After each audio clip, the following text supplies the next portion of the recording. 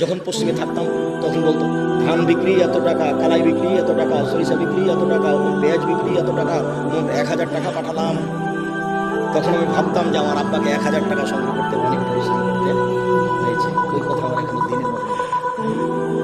আমার আব্বা আমাকে বলতেন যে আমি যতদিন বেঁচে আছি ততদিন তোমাকে জমি দিয়ে দাও, কোনো কাজ করতে হবে না, যদি কাজ করে খেতে হয় তাহলে আমার মরার পরে আমার এই বাপের আমলে বাক্যটা আমি বলতে পারি না।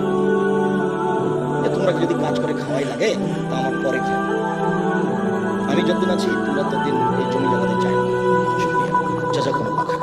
যেটা বলছিলাম হালাল রুজি, 3 কোরআন তেলাওয়াত, 24 ঘন্টায় একবার কোরআন মাজিদ তেলাওয়াত করবেনই, করতেই হবে। কোরআনটি পড়তে হবে, বেশি না পড়লেও কি বলেছি সূরা ইখলাস 3 বার পড়েন, একবার কোরআন মাজিদ পড়েছেন মানে কি কেন পড়েন? আজকে বলেন তো আমি পড়েছি, বলেন এই ছেলে লাভে বলেন আমি পড়েছি, বিশাল কথা। কেন পড়তে পারেন না? কেন পড়তে পারেন না? কি আছে সমস্যা যে পড়তে পারেন না? কেন পড়বেন না? সূরা ইখলাসটা আপনি 3 বার কেন পড়বেন না? নিজেকে মানুষ মনে করেন না? নিজেকে গরু ছাগল মনে করেন? বুঝে না ওরা চক্ষু